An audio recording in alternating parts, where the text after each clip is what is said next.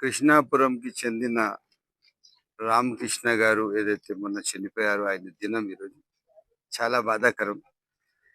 కుటుంబానికి పెద్ద దిక్కు కోల్పోయారు. ఏదైతే జరిగిందో దానికి ఏ రోజు కూడా మేము అటువంటి చేసిన మనిషికి, వారు చేసిన అరాచకం చేసిన మనిషికి అంత ఈజీగా చట్టం వదిలే పరిస్థితి ఉండదు.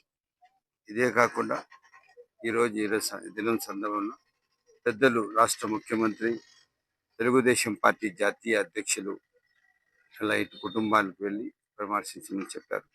మొన్న వాళ్ళ అబ్బాయి గారు ఇద్దరు పెద్ద ఆయన నాకు వచ్చి కలవడం జరిగింది.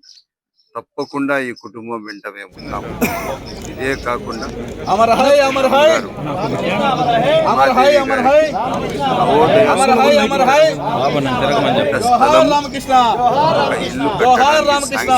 అదే కాకుండా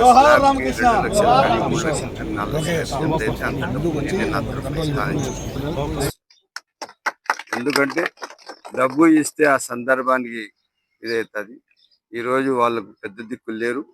పార్టీ పరంగా నేను పక్క కాన్స్టిట్యూన్సీ ఎమ్మెల్యే ఉన్నందువల్ల నా బాధ్యత ఉంది ఈ కుటుంబానికి చూసుకోవడం.